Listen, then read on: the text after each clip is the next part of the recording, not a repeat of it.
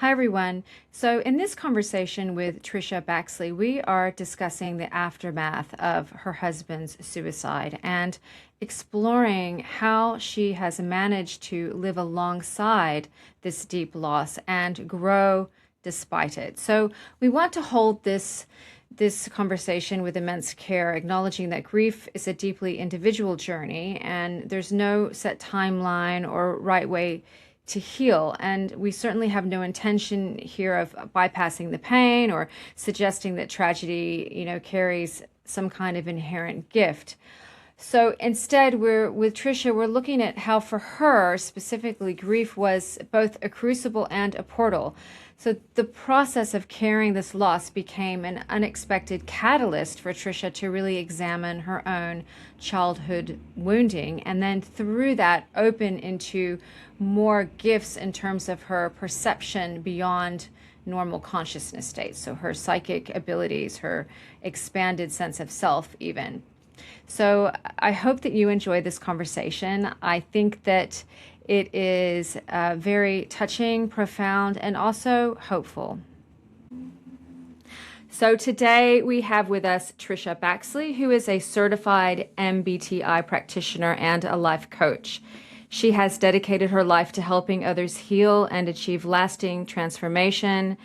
And in addition to her professional pursuits, she is passionate about mission work, intentional travel, and running, which fuels her drive to connect with others and explore the world. She's also the mother of two amazing boys. I also have two amazing boys, so I know that.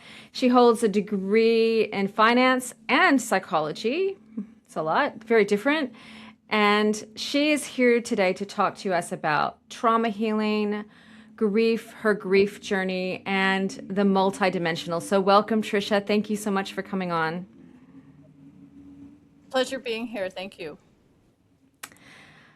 Why don't you begin by just introducing our listeners to your story and how you got here? Just as a aside, I read Tricia's memoir last night. I finished it last night. I started a few days ago and was absolutely riveted by her story of her early childhood trauma, coming through that, healing, her grief journey. And I'm excited to hear it from you, though, to introduce yourself and how you got to where you are. Sure. Well, thank you. So, yeah, 10 years ago in February, I was awoken by a knock on my door, and there were four local police officers at 1:30 in the morning asking if they could come in. They came in and they shared with me that my husband had taken his life. So that started me on this journey. Yeah, it was nothing can prepare you for something like that. There wasn't any warning. My two boys were 11 and 19 at the time. I mean, it was surreal actually. I can remember just for an hour and a half crying on the floor, and blessedly my younger son 11 was asleep, never woke up, and these four patient Crazy. police officers just let me have my moment. But yeah, so the aftermath goes in waves, and grief, as most of us know who have gone through it, we all go through it. It's just a matter of how conscious we are of it, because grief can come in small pieces or big ones like mine. But grief is interesting, it comes, it goes. There's all these stages. Kubler-Ross, you've all heard of, the five stages. But for me, there were many stages that were a little different, but the most important was the final stage, which was the transformation. And quite Mm. frankly, that started the first night. I never knew that I wasn't authentic. I never knew that I was really just performing life. I had no idea. It started early in childhood, as you mentioned. So by the time I was an adult, I was pretty good at the performance. And Mm. the night that my husband died, people were coming in and out of the house, and I had a moment of quietness, and I realized that for the first time in my life, I actually felt connected to people in a true way. And I think it's because Oh, all my defenses were broken down. Like it was, yeah. you've probably heard of the dark night of the soul. Yeah. So the dark night of the soul is really, for me was shattering of my ego. And, for the first time in my life, I was Mm. raw and exposed and vulnerable. And I was meeting people at this authentic place at the worst day of my life, actually. And it was something that I will never forget. Feeling connected to myself, to others, to humanity, and then hearing this small voice in my head tell me, you are never going back to the way things were. And quite frankly, I had no idea what that meant, but I actually believed it. In the core of my being, I believed it was true. And Mm. that actually set me on. So, I mean, this wasn't just grief. Grief enough is enormous. It's also that incredible somatic shock, like the incredible shock. I can't even imagine that moment. It's Yeah, it is. I mean, such a shock. it is a shock, and you can't prepare yourselves. I mean, for something of that nature. You know, it's almost like your body really can absorb it. And so, shock is a beautiful thing. I mean, for 2 weeks, I barely ate or drank, but it was as if I was just, conserving all the energy I could so that my emotions could process what was going on. And, the thing about grief, which I have learned, is that if you have not processed your grief previously, you will process it at one point or another. Grief waits for you. And so, the grief that I was Mm. experiencing over my husband also brought up the grief that I never processed from my childhood. And Um, so it was kind of like a double whammy, quite frankly. And I mean, it was shocking. And of course, when someone takes their life, there's all kinds of, implications socially, morally, ethically, and I had to manage those right from the beginning, make choices, how are we going to deal with this publicly? We were, in a town that we were fairly well known, and it was a choice that I made really early on, that we're just gonna deal with this head on, because in order for us to process this, we cannot carry this shame. That is not yeah. something we can do. And so, I sat down with my boys, and it was a family decision. We're going to talk about this. And we did. And I think that was one of maybe the first best decisions that I made early on. And, again, you mentioned the multidimension. I don't think I did this by myself. I truly don't. Mhm. I feel like there was a higher authority, my higher self, whatever you want to call it, the universe, God, spirit, whatever you want to call it. In those early days, it was really guiding me to know what the right choices were. As I'm hearing you, and I knew a bit of your story, obviously, we had a call before this podcast. I've read your autobiography, but still hearing it now, really for the third time for me, the gravity of it just it gets me in the gut. That incredible shock, the grief, the overwhelm. This is a massive, a massive event for anyone to go through. And there's the multidimensional experiences, which I'm sure you'll share with us as we go on. Those communications from your husband, the way the world opened up. I have this beautiful quote. You might have heard it by Mirabai Starr, who's a grief worker. She has an amazing Substack, by the way, around grief. And she says, "Is it the darkness of the tomb or the darkness of the womb?" Meaning there's something that's being born. Are you going to die yourself, or is something being born from it? I say all that knowing that, I mean, I can't imagine being in that precise moment.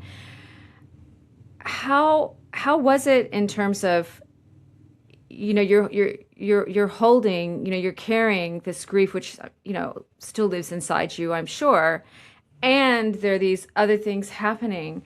Can you share what that experience is like, even just somatically?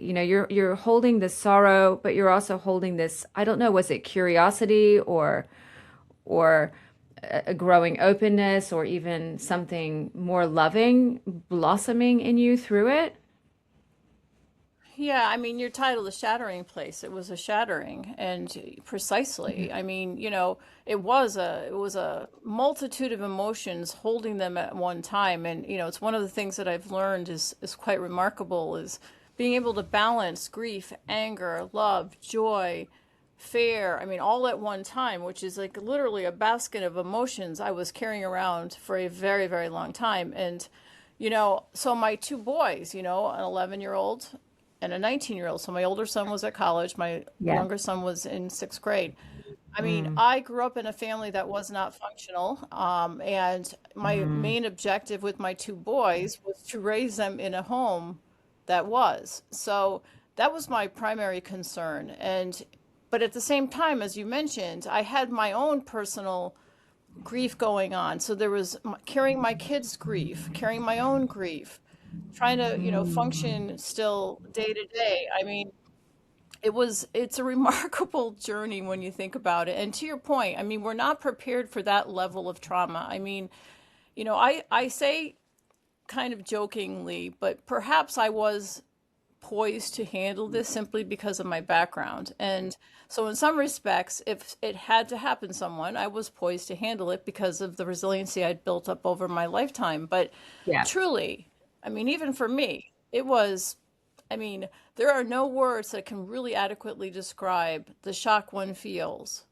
when Mm. someone says your husband took his life. I mean, it's just not something our minds can wrap our heads No. around. We just can't hold it, get it, Yeah. It's like an ego And death, there is isn't it? It's, curiosity. yeah. Oh my gosh, it's like nothing I could ever. I mean, but to your point, the beauty in having an ego death. Now, at the time, I had no clue what that was. I just knew that all the pieces of me, and I wrote this in my book. The pieces of me felt like I was being shot out of a cannon. And for a long time, I was grabbing at those pieces, trying to put myself back together again because it's the only way I knew how to function. And at some point, it became very, very apparent. Those pieces were never being put back together again. My choice was to create something new, and I could create something new that was similar to the old, or heck, let's try to create something new that's completely different. And, we all have those choices in life. It's not just that I have this choice. Yeah, it was dramatic, but truly, we all have these crossroads in our lives where we have to make those choices on who we're going to be. And going back to that curiosity, I mean, I'm blessed with the curiosity. I'm blessed that I had the foresight to look at this and say, there's something here that looks like an opportunity, and I Yeah. took it. And I'm grateful that I did. Yeah. Did you have a spiritual framework before this happened? Did you have like a metaphysical, like a world view, a way to make sense of it? Not that that in any way relieves it, but just that meaning making piece of it, a sense of, No, okay, life goes on, not, nothing like that. Wow. no, nothing like that. I grew up in a family with no religion. I started on my own, I joined the Catholic Church when I was in high school, trying to find some kind of foundation. Later on, when my kids were born, I joined a church that was non-denominational. So while I attended church, did I have a great grasp on spirituality and faith and the afterlife and the fact that we never really leave, we're still here? Mm, No, I had none of that. And none of that. again, the only thing I had was faith in something that I heard in my head is you are never going back to the way things were. And I have to tell you that that voice I've come across a few times since really guided my decision making. And, you know, we all have those points Yeah. in our life where something changes drastically. And, of course, mine was, off the charts, but we all have them on smaller degrees. And truly, it's an opportunity to say, is there something more here? Is life different than what I think it is? And Yeah. Western culture, we're not taught this. I mean, we're not taught any of this. We're not taught, first of all, we think death should be feared. We think grief is something we get over. We think that the afterlife, while we might talk about it, we really do have faith, possibly. But, I've come to a place of knowing. It feels like knowing. And, Yeah. that's so solid. This is my curiosity here because you didn't have a framework and yet you heard this voice saying everything's going to be different and you trusted it. Your first instinct was to trust it. How did that feel? Hmm. How did you know to trust it? What was happening in you that was the yes, this is real, this is trustable?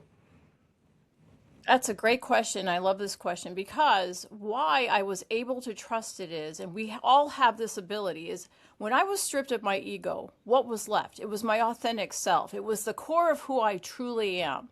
And Mm. that core knows what the path is. We always have the answers. It's the ego that gets in the way and messes us up. And so, for that, especially those first 2 weeks, I was only my authentic self. It was like a raw Wow. child almost because I didn't have those developed aspects of myself. So it was pure innocence. And in those moments of innocence, we all have that capacity to have those beautiful answers. And, someone asked me one time, how do you know you're being authentic? And I say, you ask yourself, is this true for me?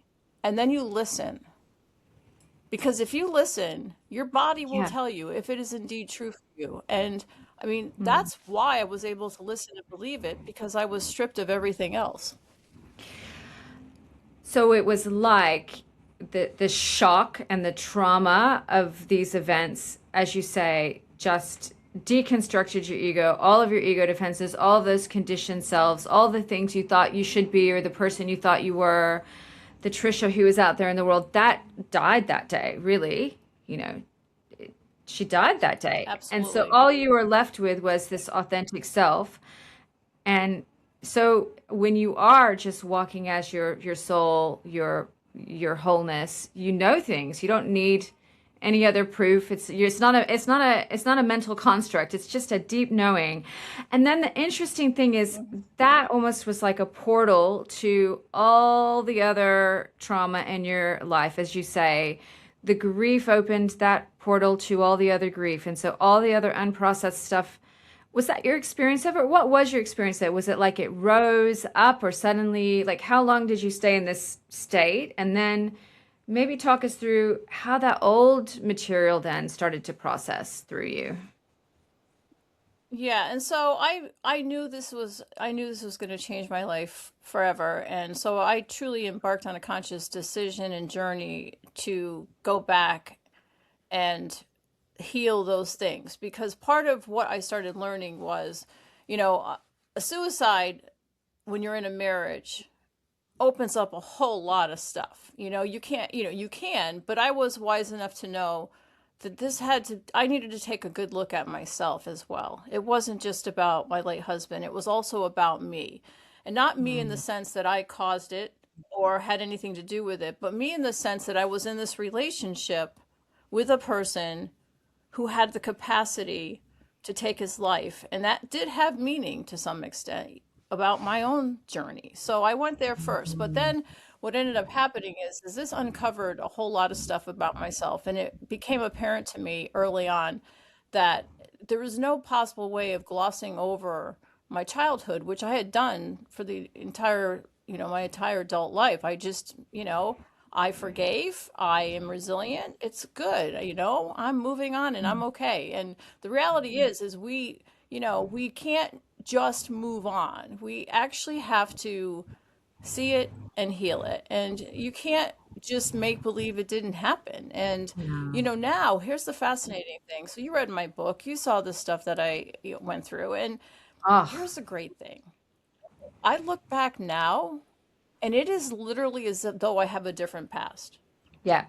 I Yeah. I hear this, I see the stories, I know the stories, but Mm. there is no emotional trigger at whatsoever. So it's almost as if the story is different now, which is so fascinating to me because that is Yeah. healing. I mean, that's where healing is. It's you can hear the Absolutely. story and you know, okay, it's great. And so I had to go back and I was really, really conscious of the fact that I wanted to be honest. And this is the most important piece with authenticity is you've got to be willing to be honest. I mean, if you're going to fake yourself and there's no, you're not going to get the results that you want. But if you truly want to get to the authentic self, which is where we all are meant to be, that's where our joy is. That's where our passion is. That's where our peace Mm. is. Then we have Yeah. to be willing to be honest with ourselves. And part of that was actually having to own what was mine to own. So Yeah. And I'll put the link to Trisha's book in the show notes. It's definitely worth a read, particularly if you shared this background of trauma, and even if you don't. I don't want to give any spoilers, but what occurs to me as you're speaking about it is the idea that, you didn't ever really grieve that little girl who went through all that she went through. You kind of numbed yourself to it because you had to get on with life and, etc. And it's like your heart's blown open by this traumatic event, and in the rubble of this devastation, there's this little girl who has been there all along, really hurting. How did you process through all of that? Were you working through therapists? Were you journaling? What was your process?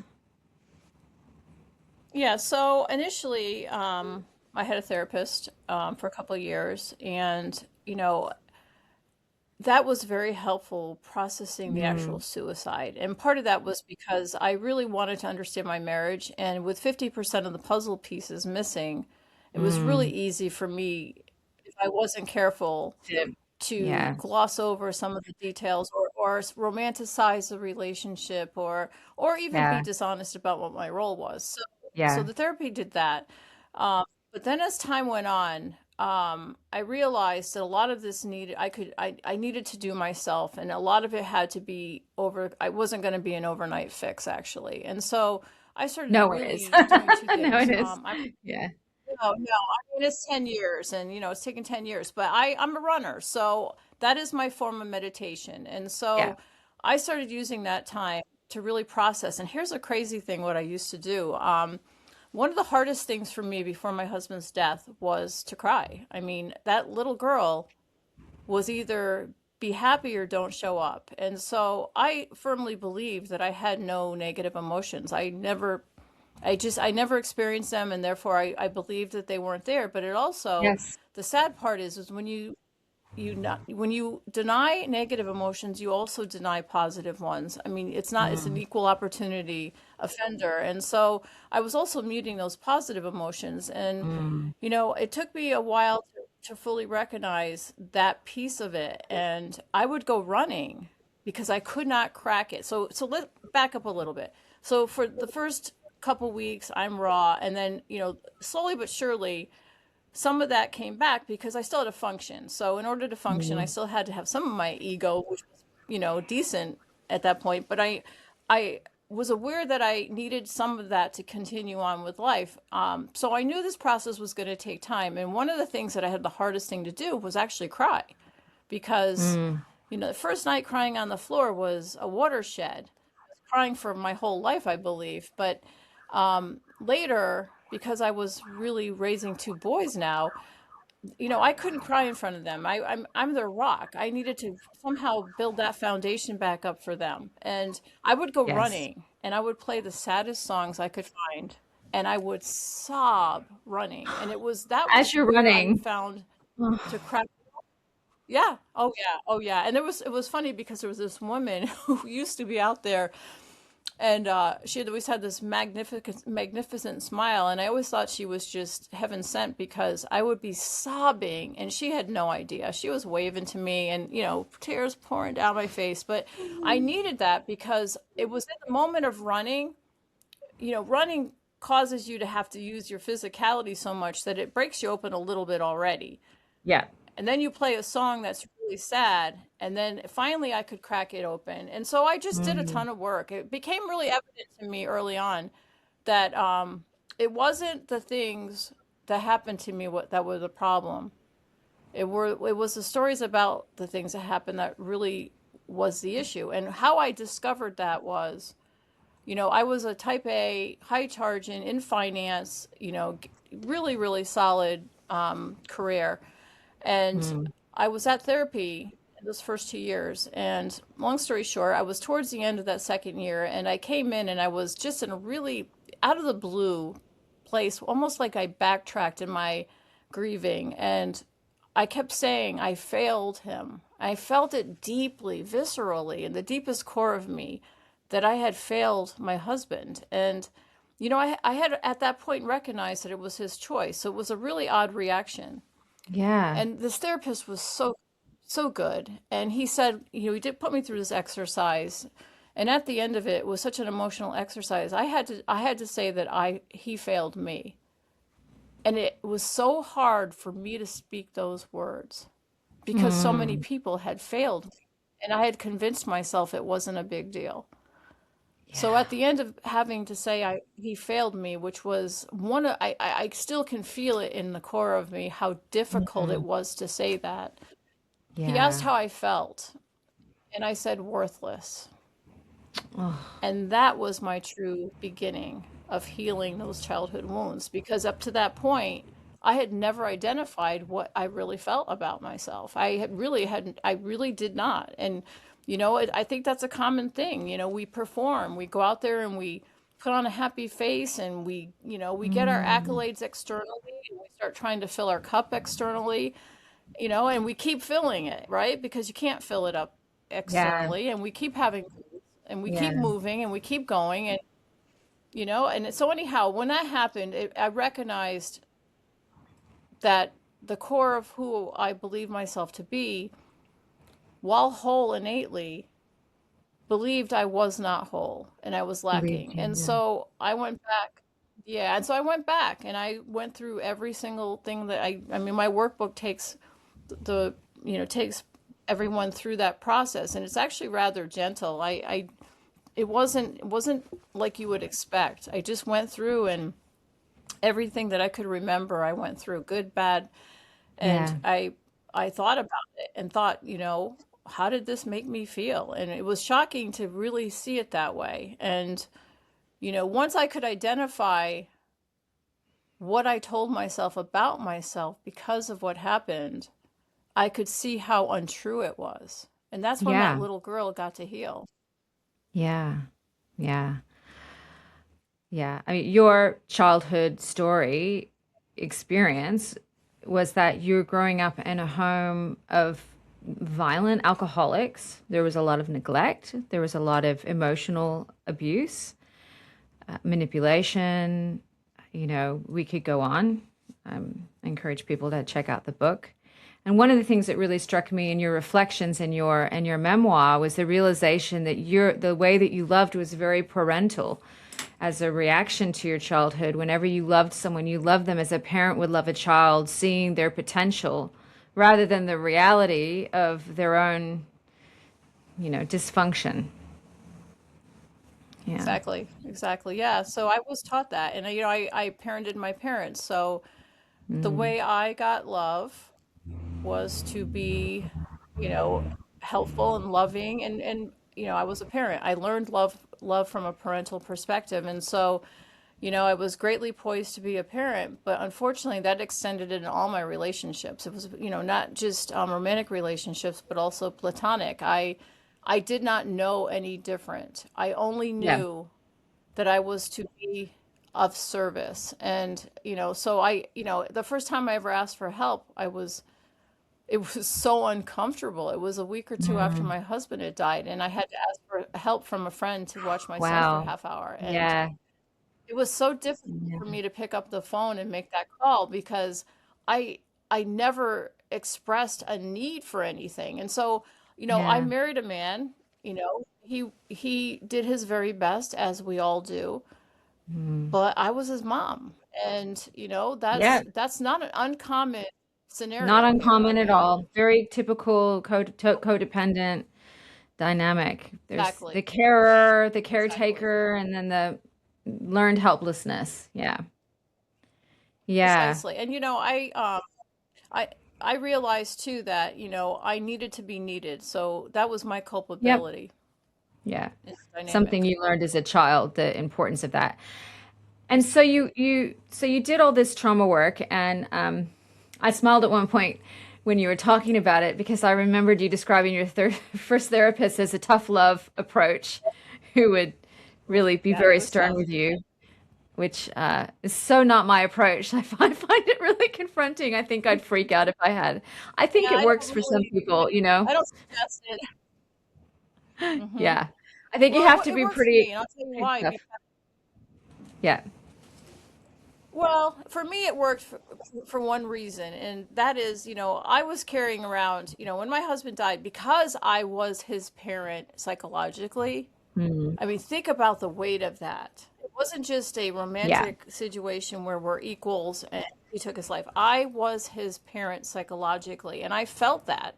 And Yeah. the weight of Yeah. guilt on my shoulders was so monumental that it's Yeah. hard for me even to express it other than to say it weighed me down. And I went there that first week, and fortunately, his tough love, he got in my face and he, used an expletive and said, if you think for 1 second this was your fault, you're out of your mind. And if you give me 6 months, I will prove to you how correct I am. And, again, I didn't Yeah. know why this was true, but I believed him. And it was exactly what I Yeah. needed to hear. I left with 50% of Yeah. the weight gone, and that's a beautiful Yeah. thing. It's a beautiful thing. I mean, that's the mark of a good therapist, that they can meet you where they're at, and they have a sense of what it is you need, and everyone's different. Some people need that tough love. Some people need more quiet, and I mean, Absolutely. everyone's different. I just think if it were me, I would be like, whoa. But that's clearly what you Yeah, yeah. needed, I mean, and I good needed on it him then, for for sure. being direct. Yeah.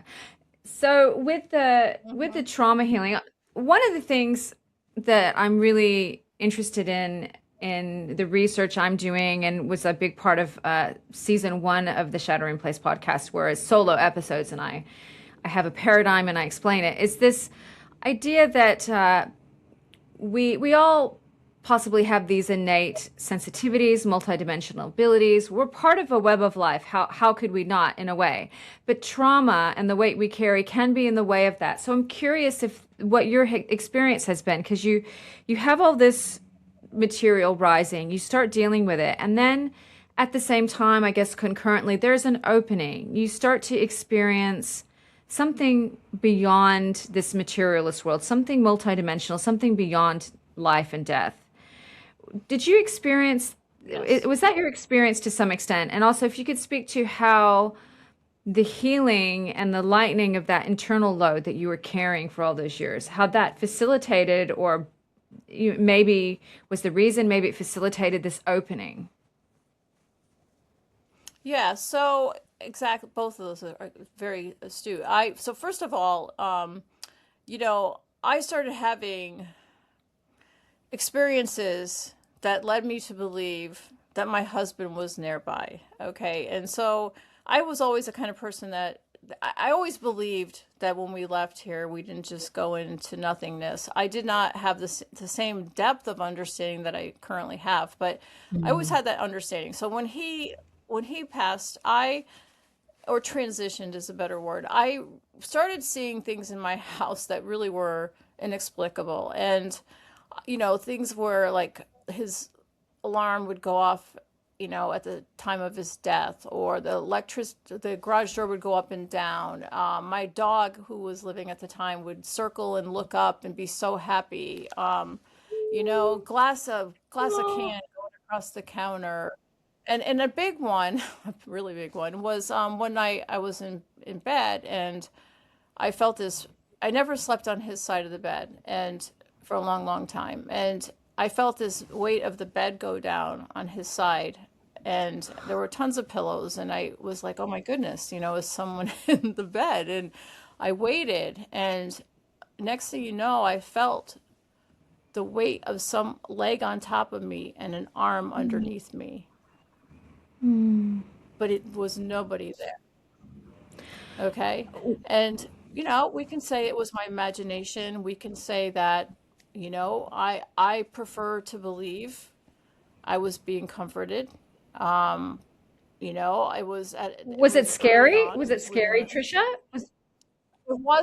it wasn't, because at that point I Yeah. already had an understanding that, and so this is to fast forward a little bit. What happened when this started happening?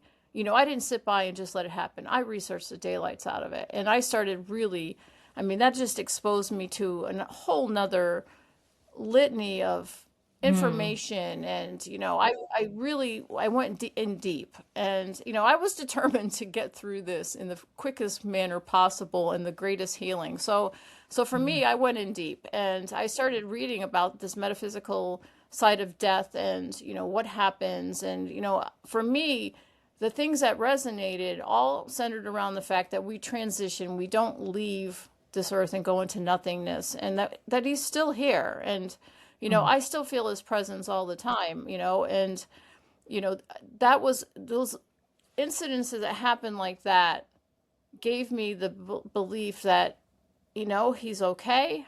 I'm okay. It sort of was like that impetus to say, keep moving along because you're on the right path. And, so with the trauma, that really did. I mean, I look at this situation and it's hard for me to believe that I can express this, but on one hand, it was the worst thing that ever happened to me, but it was also the greatest thing that ever happened to me because it created an opportunity for me to finally figure out who I was. And this permeates every aspect of my life. My children, blessedly, they're thriving, they're authentic, they're at peace, they're different humans, obviously, because of what they've gone through. The people in my life are just a completely different group of people these days because, early on when you have something like suicide, it's fascinating actually, like who stays and who goes. And I bet. no fault Yeah. whatsoever. So yeah, people Yeah. just, you have to give people grace. It's just a difficult thing to walk with somebody through Yeah. that. A lot of And people are so so yeah, the trauma was uncomfortable. the Yeah. opening. Yeah. Yeah, but the trauma was an opportunity. It was a portal to saying, like I can get through this and I could have a different life. And like I said, I externally my life looks the same. Internally, oh my gosh, it's not even Mm. remotely the same. Yeah. And for the first time in my life, my little Yeah. girl is at peace. She's well taken care of. I myself am peaceful. And you talked about, the somatic results of trauma and what that does. I mean, I was carrying that trauma my entire life, and there's a Yeah. lightness Yeah. when that is released. Yeah. Yeah. It's bitter medicine, isn't it? Going through something so painful. Yet what you're saying is it was a kind of medicine for you because it forced you to really look at those patterns and look at the past and really do that incredible healing work. And then, and the it's different for everyone. And I think that's important to say, It that is. we're not saying, find the bright story, find the gift. Everyone has their own journey with it. And grief is so Precisely. different, it's different depending on who you lose. It's different when it's your child versus your partner or a parent. I 100%. think we know that, and our listeners know that. But for you, it was really, truly the thing that most got you to do this inner work and do this healing, and then open up to a whole other dimension of reality that you probably, it sounds like you'd never really paid attention to. And suddenly there it was. I mean, And I'm curious about that too. That's like quite a paradigm shift. And how do you experience that now in your life? Is it through primarily ongoing contact with your husband, or are there other experiences that have come through since then? yeah. So, I mean, I have, what I call, I mean, at one point, it's probably like 5 or 6 years ago, I began getting deeply into spiritual book groups and with the need to be able to discuss this information and the things that I was, discovering myself. And I was doing, Dr. Hawkins. I don't know if David Hawkins, if you're familiar with him, Yeah. and Course in Miracles, and I mean all I kinds love of it. stuff. Love it. And Yeah. at one, yeah, Mm. I love it too. And at one point, I woke up in the middle of the night. I sat up in bed and I literally said, "Oh my gosh, I just had a download." And I believe I Yeah. did. I believe I had a download. And what I mean by that was, or is, I actually, all the spiritual stuff that I was studying and trying to make sense of was Mm. just there. Ah, It all made wow. sense. And if you've ever read A Course in Miracles, it is like deep Shakespearean prose. I mean, Yeah. it's like, It's not what is easy. it It's not saying? an And all of easy a sudden read. I was, Yeah. no, It's a really not. And when now and then after this, I would read it, and it was like reading Tom and Dick. It was crazy. And Hawkins, same thing, really dense material. And so whatever happened in sleep, and I do believe sleep takes us to other places. I was fortunate enough to get the spiritual download, and this happened a few times since, but that was the most significant one. And after that, everything kind of just really flowed. I mean, it just all made sense to me and what my path was, what my purpose was, how this worth, behaves. I mean, because we all have this idea that, 8 million people, there are almost 8 million journeys. None of us have the same path. We are all going to have a slightly different perspective, even if the perspective is somewhat the same. Mm. And, for me, I became really focused on how I wanted to show up every day, who I wanted to be, how am I going to demonstrate my authentic self to others? And, one of the things Authenticity. about, A Course Yeah. in Miracles is it focus. Yes, yes. And like I said, I have just, it just became a really clear path to me on where I needed to go and what I needed to do and how I needed to show up. And, part of being in this planet, I believe that, we're Yeah. part of this cosmic puzzle, and we only fit into that puzzle perfectly is when we show up as our authentic self. And so for me, I see that as my biggest gift to humanity is being my authentic self. And, I hope others can do the Yeah. same, because I that's how we agree. can serve the greatest good. Absolutely. I keep hearing that authenticity is the strongest and most powerful vibration, and it creates the Yes. best electromagnetic field around the biggest electromagnetic field around the heart, and the highest heart rate variability. It's authenticity. It's not joy. It's not bliss. It's authenticity. So I found that really fascinating. Was that the biggest takeaway from your download? Of course, I'd love to hear more, but it's probably a whole thesis. What was the most surprising bit of your takeaway from the download? Was it about yourself? Was it about the nature of reality? Both? Okay, so yeah, I think I might have missed a little bit of, but I know you mentioned authenticity and the biggest vibration. Yeah, so Hawkins got me deep into studying scale of consciousness and vibration and whatnot, and so that Oh, has been yeah. a tremendous focus of mine. And energy, of course, we're all energy. And I, started really focusing on the fact that, my feeling is at the end of the day, what is the energy of each of us? Well, it's love. And so when we are in our authentic self, that is the state of being that we are in. We are in the state of being of Mm. love, which, you know, and it's not love like I love you. It is a literal state of being. It is the energy of that. There can be no higher energy than authenticity for that reason. And, I didn't when think about we're that. meeting the Yeah. world from that place, yeah, and when we're meeting the world from that place, we are literally serving mankind at the highest level that we possibly can, because the magnetic field, the attractor field, is so large. It's sort of like, you know, what was the attractor field of Jesus? It's because he's coming from the most authentic place. That's why his attractor field was so Yeah. large. It was so amazing. Yeah. Yeah. And So so for me, interesting. and so it is, and that attractor field, it literally permeates everybody else's attractor field. Mm. So you're sending out that vibration to humanity, which I think is just absolutely beautiful. Yeah.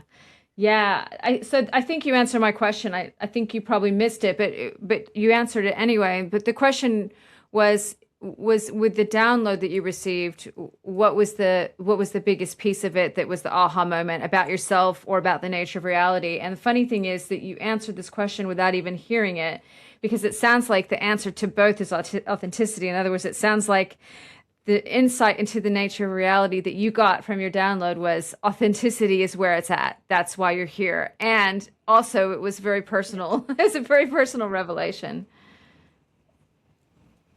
It was, and also too, what was so interesting about authenticity, so all encompassing. One of the great human conditions is that we don't feel connected to ourselves, and we don't therefore don't feel connected to others and humanity. And the lack of connection creates a feeling of lack within us. And that's why we're always out trying to achieve more, buy more material things, never feeling satisfied. When you're in a place of authenticity, you are always connected to everything in oneness. And you feel that viscerally. I mean, within your heart, you are never alone. You've never been alone. You've never been unsafe. You've never been anything but whole.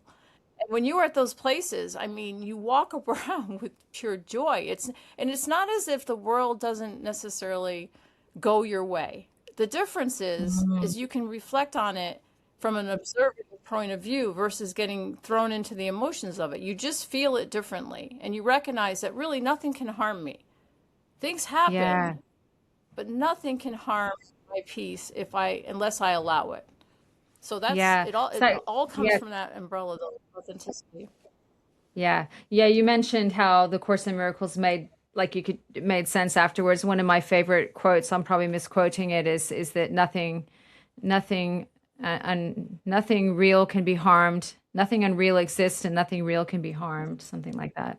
I'll find Be the, harmed. Yep, yep. And that's true, and that's exactly what I'm saying. And the Course in Miracles really, I mean, it once I had that download, everything in it became a part of who I am. And so it just was like, wow, okay, this all makes perfect sense. And yeah. again, I started seeing the world through that lens. And once you see it through that lens, again, you can't unsee what you see. And so once you Yeah. see it, there's no going back. You can only go Yeah. forward. And that forwardness is, Yeah. I'm going to strive to be authentic every minute that I can, because it's a place where I know that I am most grounded, Yeah. most And most I'm whole, guessing that you most feel connected. a certain,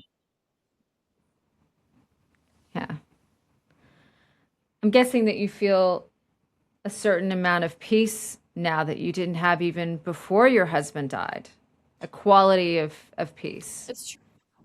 Yeah. Yeah, it definitely. And so even my relationship with my late husband has changed. And that sounds really crazy probably That's for crazy. some That was people. my next question. That was my next question. I was going to ask, how has your relationship changed? Yes. Yeah. Tell us that. Yeah.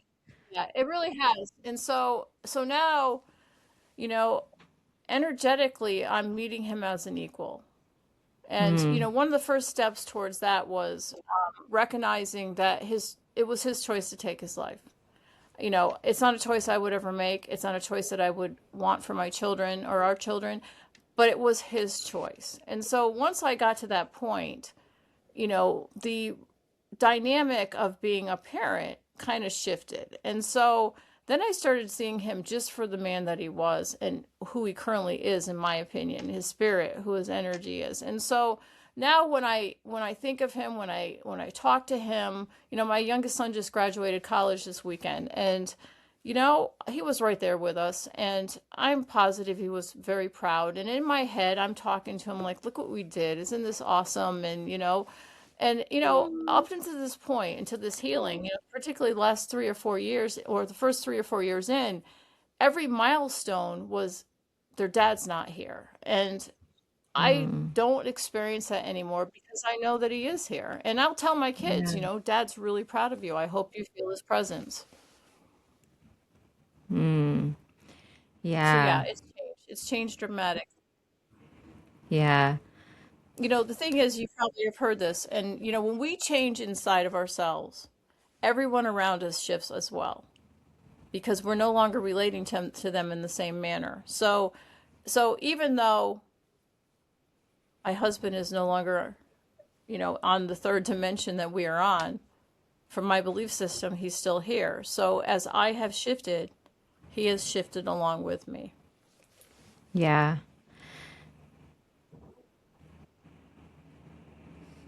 And when we do our healing work and when we change, it affects everyone in our reality. It's like a ripple effect, isn't it?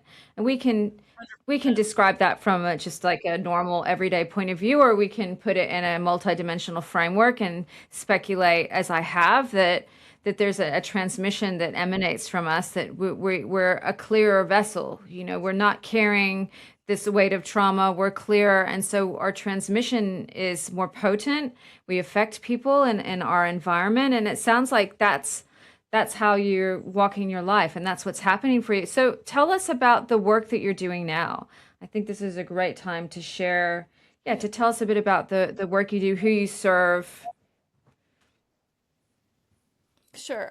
So I serve, individuals. I do one-on-one coaching. And, most recently it's geared towards, releasing limiting beliefs. I use the book as a foundation. I do, workshops and podcasts such as this, and so this is the work that I do. I mean, I'm out speaking locally on the subject. A lot of times it's interesting. There's trauma, but there's all kinds of different layers. I just did a talk this past week on acceptance, and you know, that's a Mm, really hard thing for people. And yet, at the end of the day, it's all related yeah. to processing trauma, processing grief, understanding that there's more to this world than what meets the eye, and meeting life where it is, not trying to control life. Because I think when we are feeling like there's a lack inside of us, we try to control the environment around us to get our needs met. And once we feel whole and authentic and at peace, we recognize there's nothing to control in the first place. There's no need to do Mm, that. And that's truly where peace comes from. So, yeah. yeah. So it sounds like you're a lighthouse in your community. Uh, Amazing work.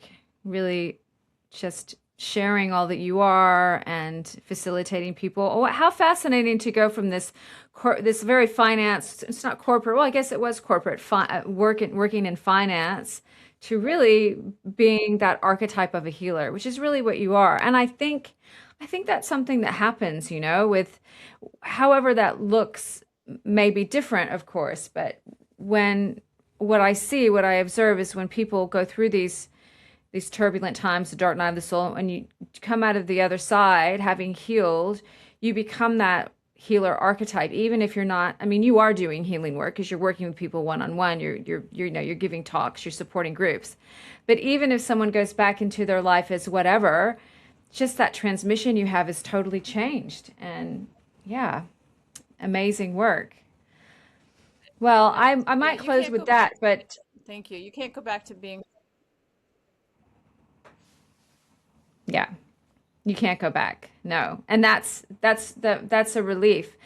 On that note, when you hit, I just might ask one last question because that made me think. When you hit a difficult moment, when you hit that, do you navigate that differently than you would have done before, and how so?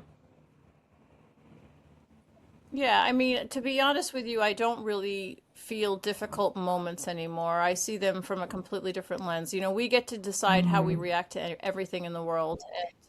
I choose to keep my peace. And so, again, it's not to say that everything goes perfectly. We all have ups and downs. It's just accepting that that's the experience of life. I mean, seeing life in its excitement of the ups and downs, because quite frankly, if you don't have downs, you don't have contrast for the ups.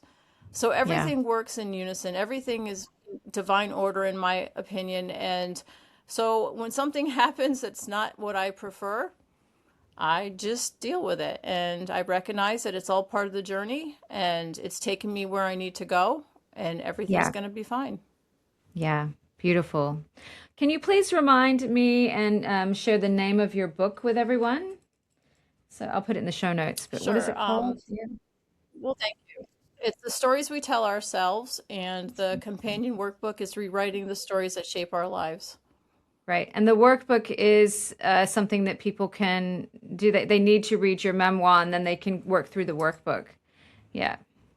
Yeah. Well, they actually could do the workbook on its own, and the Yeah. memoir is really designed to say this is how I was programmed, you know, and it's Yeah. more about that. This is how the programming happens. Yeah. And I mean, obviously the work I do every day is, I'm a somatic therapist, but I love these resources. They're so valuable because not everyone can afford a therapist. Not everyone, has the time or can find the right person, and we're with ourselves 24/7. So the more things we can do on our own, really working deeply with ourselves, the better, I think. So thank you for putting that out there in the world. That'll definitely be in the show notes. And on that note, thank you so much for joining me today. It's been great. Thank you, Michelle. It's been lovely.